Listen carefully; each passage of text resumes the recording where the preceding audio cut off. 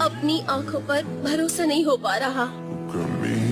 जानलेवा मंजर है। न्यूयॉर्क वासियों के लिए ये बहुत ही दुख भरा दिन है। शायद ये स्पाइडरमैन का अंत हो।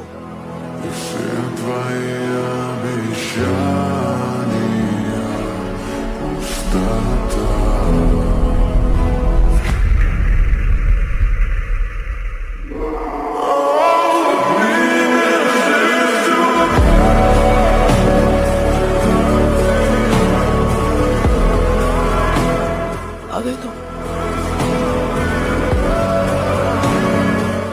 लगता है सही वक्त पर आए। कुछ देर पहले भी आते तो बुरा नहीं। तो अब क्या करो?